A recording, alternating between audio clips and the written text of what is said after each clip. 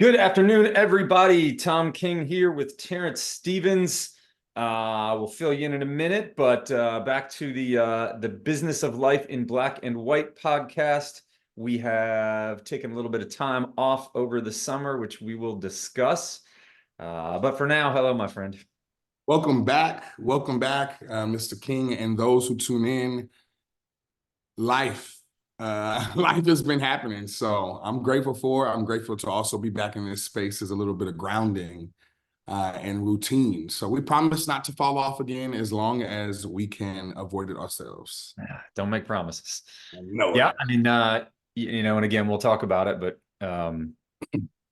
we touched on it a little bit before, right? It's in our business, it's a blessing and a curse. You've got the ability to walk away at any given time and on a Tuesday afternoon and go to the gym, and you're stuck Sunday night grinding out the midnight grind, working. So it's a beauty to have that opportunity. And you and I think unintentionally both kind of ran into some things during the back half of the summer that steered us astray. And as I think the intention of this podcast is, let's talk about that and just be real about it and kind of discuss what that means for us and for our clients and for business. Yeah. Yours yours is a little less somber than mine, and you happen to be sitting in your big, beautiful, brand new kitchen, which I'm sure all the people have already seen on all your cool videos. So let's give us the 30,000 foot, 60-second version of all that nonsense. Yeah, that's so mine, as you use the word unintentionally, I would say mine was very intentional, right? I had been talking about doing a home renovation, changing my space. Actually, a theme of my year was create space, and I didn't know what that really would turn into. But I said that back in 2023, and you and I had a quick conversation one day about a HELOC, and my mind started running, and it ran all the way into creating a brand new house in a house that's 80 years old. So I took on my first ever renovation project in my own house. You might as well try on your own before you go try on somebody else's.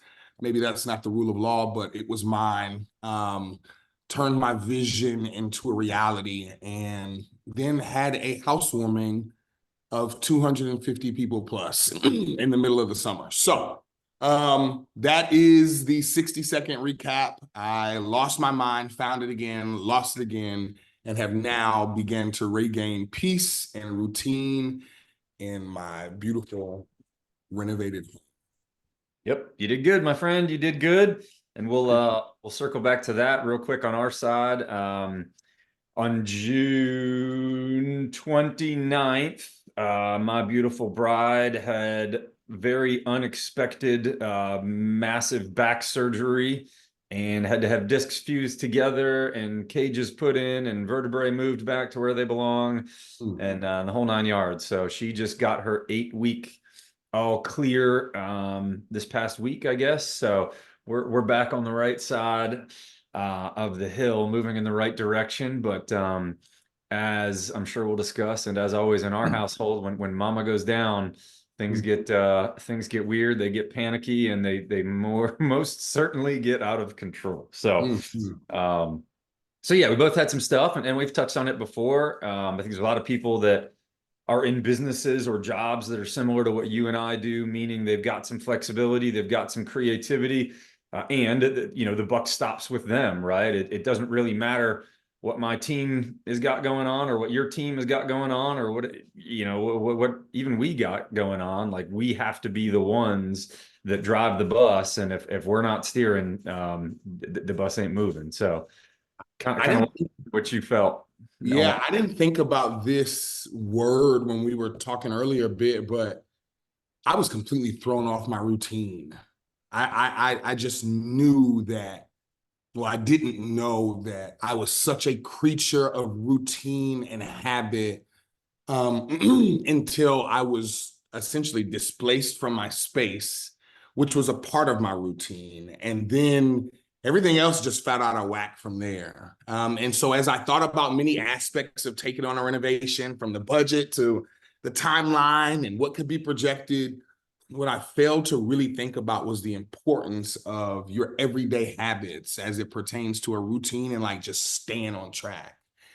And it went downhill from there, like in a beautiful, chaotic, creative, panicky way. But it was chaos. And I loved every minute of it. And then I'm able to live and tell the story of it because I'm sure there are many people, just like in the home buying and home selling process, many people have horror stories. I used the wrong contractor. My budget was crazy. I mean, whatever it was, you might have a story that would deter somebody else from taking that on. When in reality, my story is one of kind of evolution, right? The story of the evolution of a process, but it did not come without scars and feeling like I got beat up a bit and all of those beautiful things. So I'm sure you'll probably be able to tell the same story and losing Amanda for this short period of time. And I'd really ask, what'd you do, right? What'd you do? What do you feel like you did best? And what do you feel like you did the worst to come out on the other side? Yeah, and as we continue to do this now after a little bit, every time we have conversations like this, I think of bits and pieces of things we've said on other of these episodes and tie them all together. So two things come to mind for me. One is you saying that makes me think about me and my routines, and I, as ignorant as it is, probably I kind of pride myself as not being the boring guy who has the same routine every day and does the same stuff. And yet, whether it's if I don't go to CrossFit, I don't work out, plain and simple. I go to the same CrossFit class every single day. It's in the smack dab in the middle of the day, and I've probably answered the phone during it for a lot of my clients that are listening. It is what it is. I don't make any qualms about it or whatever the right word is. Anyway, but as far as a routine perspective, that's my routine. I go to that class every day, and if I don't do it, I'm not going to work out. There's no other option. I will not do it. I'm just not. And work's kind of the same way. I think about those last 2 weeks when Dominic and I were down in Florida when he was doing his internship. I packed up my entire desk that's in front of me now, took both of my monitors, my microphone, my lights. Like I took everything to be successful. And man, if I worked for more than 30 consecutive minutes in any given hour, that would be a miracle. Like I was a hot mess. I was out of that routine and I had a hard time staying focused. So that's number one, is just those two things being in the routine are important to me. And I realize that, whereas everything else doesn't matter. But then number two, when you ask about Amanda and her back, and what I did good is what I'm always going to do good. It wasn't work. What I did good was be her husband and take care of her and love on her the best that I can and do everything I can to take the burden of everything else off of her while she just got better and just tried to be there and be her be her be her new backbone there for a little while. So Would you say that would you say that you saw a noticeable change in your business, right? It almost, in the storm that we were in the summer, right, where we're kind of creeping into a different season right now, which is something that I think we'll touch on too. But during the summer, we had some of the highest rates we've had in years, and people weren't calling our phones like we wanted them to, and rules were changing, and the NAR is throwing out new I mean, so many different things, and we're in the midst of our own chaos and storm. So what would you say, like, the immediate effect was? And yeah. did you care, right? Did you find yourself caring, or was it like, look, I've prepared for this? Yeah. And I think you and I have touched on this before. Again, like it's I've been doing this for 20 whatever years at this point. Like if nothing else, I have learned the seasonality and the advantage of the seasonality of what we do. And when the man upstairs gives us a really slow summer where I'm hemorrhaging money at every, corner, he also gave me the opportunity to not have to be on my phone all the time. And I got to sit in there with her and make her soup and baby her and take care of her and not worry too much about it. It's one of my other good buddies said something to me a long time ago that I'll never forget. And it's your greatest strength is always your greatest weakness too, right? And one of my very good strengths at this point, again, is just to be able to go with the ebb and flow of our business and recognize, hey, we're in a season of this, not being a fruitful season. So find something that you can be fruitful in. And that's what I did. And yet Could I have 10x'd my sales calls during that time instead and probably seen, some big advantages from it? Sure. And our business isn't that fast. It doesn't move that fast. The Yep. work we put in doesn't show up for 6 months, right? So it just wasn't worth it for the time for me. I took my licks, and I'll probably continue to take them for the lack of what I did. But I put out the fires I needed to put out of. I took care of the people that were relying on me, and more importantly, I took care of the most important person that I'll ever have in my life. And I I'm okay love with that for so many reasons. And weirdly enough, this takes me back 5 years ago. Okay. When I had to make the decision as I'm sitting in that hospital bed, which I've talked about here on, like, how do I keep working? Like, I'm without legs. Like, how do I keep working? I have to feed myself. Like, oh my God. And it's just me. I'm not worried about a spouse. I'm not worried about children, nothing. But like that thought was just knocking in my head. Yep. And then there was a moment where it was like, you don't keep working. You actually make sure that everybody knows that you're not going to be working, and you're going to be focused on your health. You're going to be focused on recovery. You're just going to quiet the noise.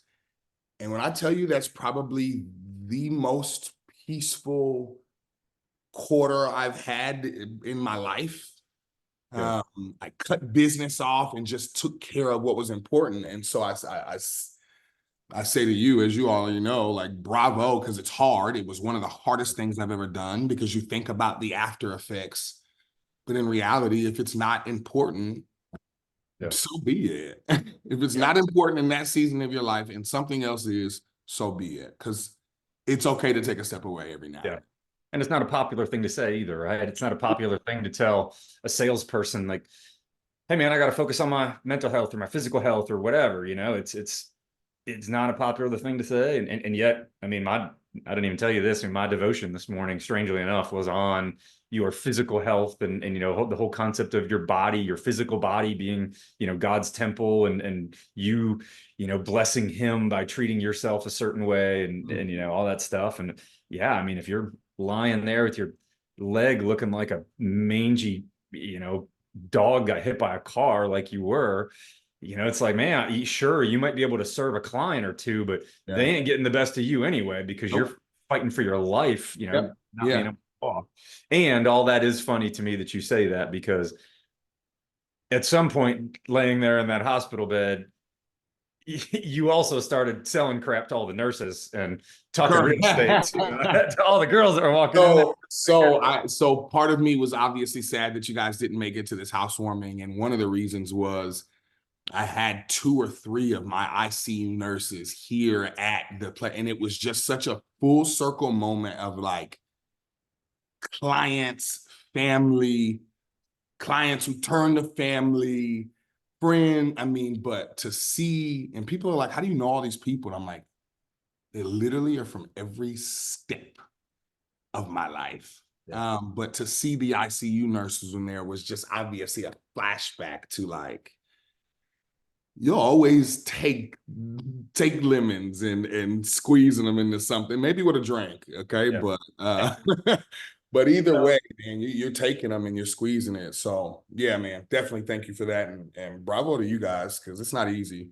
A little bit unrelated, but I'm going to tie them together because I do think they are. You and I are also both the kind of people that naturally treat everybody with a level of respect and worthiness that causes people that might otherwise just kind of get overlooked in a situation to not be overlooked, right? Meaning that whether it's the checkout counter girl at the grocery store, or your nurse, or the security guard at my old building, that in the middle of all these mortgage companies, I got to do a loan for the guy because I stopped and talked to him every day, because Yeah.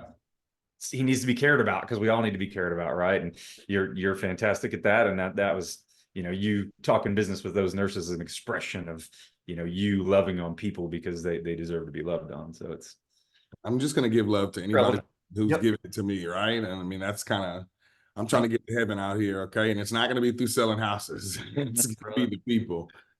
All right, so we took half the summer, screwed around, did nothing, and yet here we are.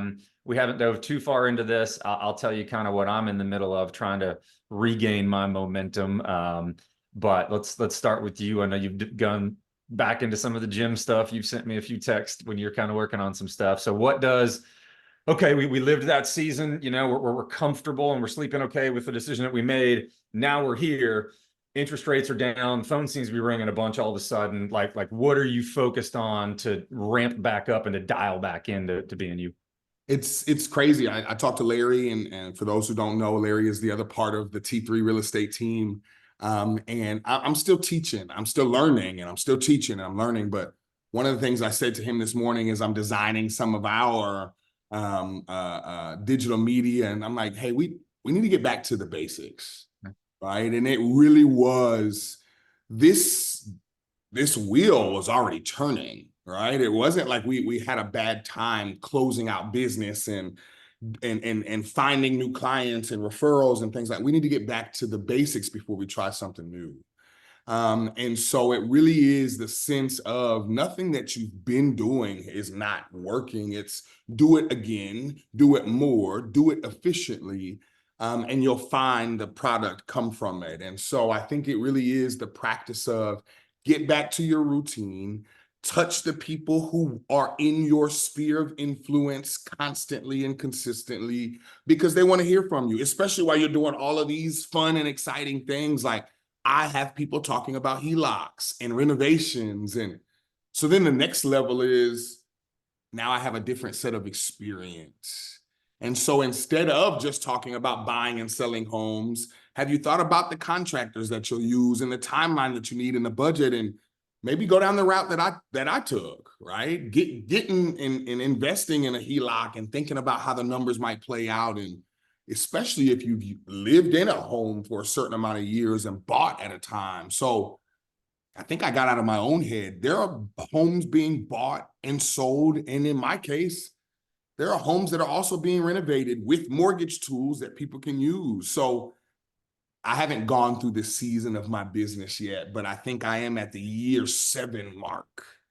And 7 is that completion and then that roll around time, right? What's coming next? And so I'm in that what's coming next season of business, but I'm not going to disregard what got us here. Yeah. We talked a lot about the same thing, right? And back to the basics is kind of a theme on our side too. And, you know, interestingly enough, when Dom and I got back from Florida, actually the last few days of Dom and I being in Florida, so that was the last couple days of July. So we're a month post Amanda's back surgery.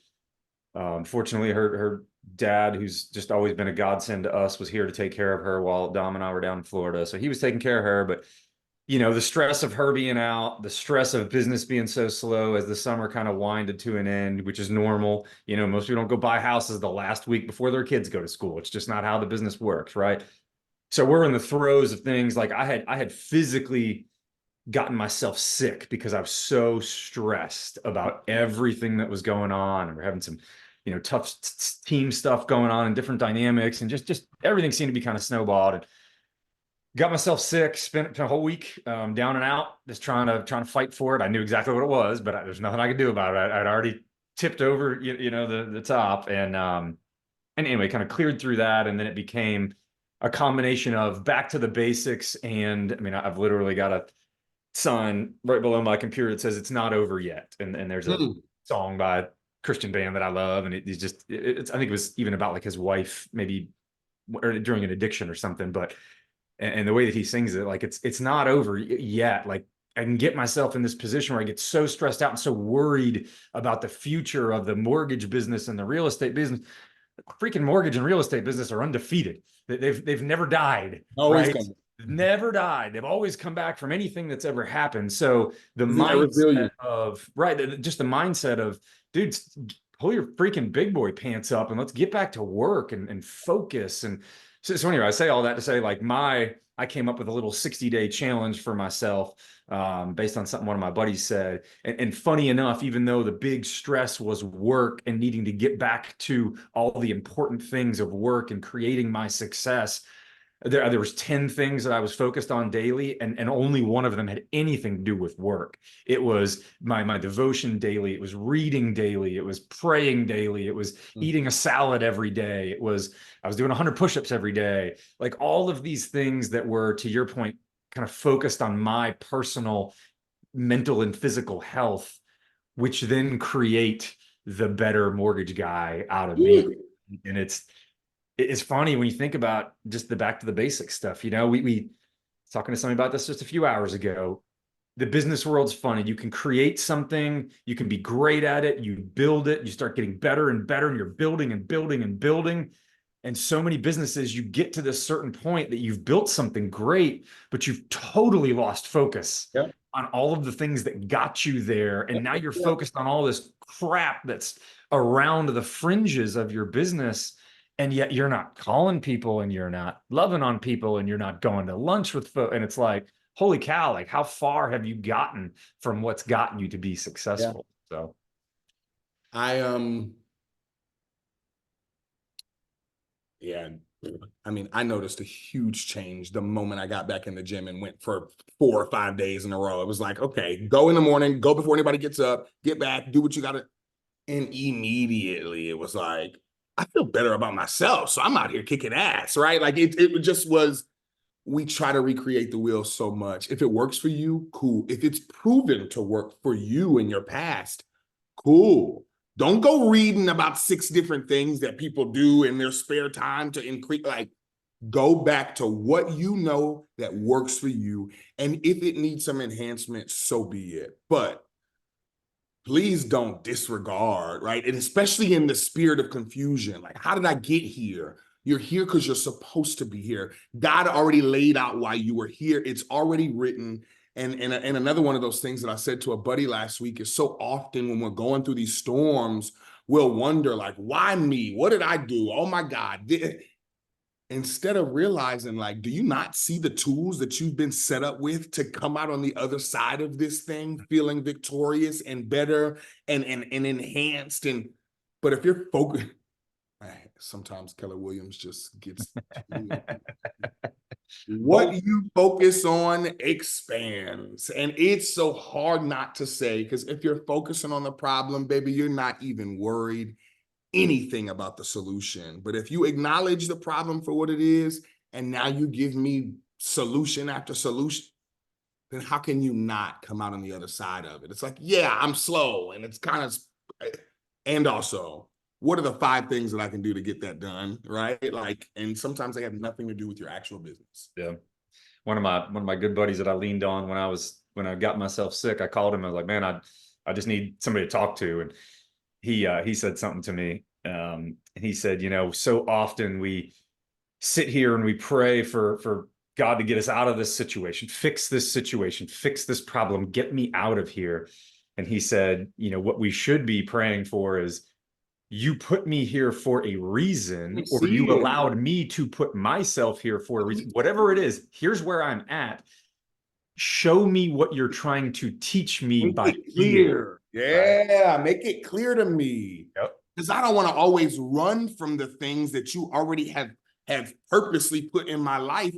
Let me withstand it. So now that the next one doesn't feel as tight and as disruptive as the last one might be, I actually stood 10 toes down through whatever that storm was and learned. God will repeat lessons every time. I've seen it done, and I hate to see it happen to other people, but I think before we ramble, and I love the direction that this is going, but this episode is and should be called Back to the Basics. And for anybody who is feeling chaotic or going through those storms, don't try to recreate this thing. Just get back to your basics. Whatever those are for you, steal from us, learn from others, but like, get back to your 10 commandments, not to be corny, but like whatever it is that you need, get back to it, and I promise you'll see a difference. It's proven. So the market's turned. It's certainly not the seller's market. You can get whatever you want for your house, and you know the sky's the limit. And yet interest rates have come down, and yet we know the Fed's gonna lower the Fed rate, which is already priced in, but that's still positive from momentum for the economy, positive momentum for the real estate market. You know, typically we go into the last quarter of the year, and December, January, February are terrible, and we're starving to death. And yet I can't help but think, with that positive momentum, like we're actually going into a season, there's so much pent up, business out there. What do what do you see? What are you hearing? What are the experts around you saying? Where do you kind of think we're going in the next 90 days? This thing is going to be interesting, and I obviously think I would be remiss not to say a lot of it has to do with our upcoming election. And so this is going to be a really interesting time where politics and election meet, interest rates lowering, and people have essentially been extremely hesitant over the last 18 months. And then mixed with inventory. Because of such, there's been and there is now more of an inventory, 4 months in Atlanta. And so that's a little strange because we haven't seen that in a while. So I think all in all, I'm going to stick to what I always say and not try to change it.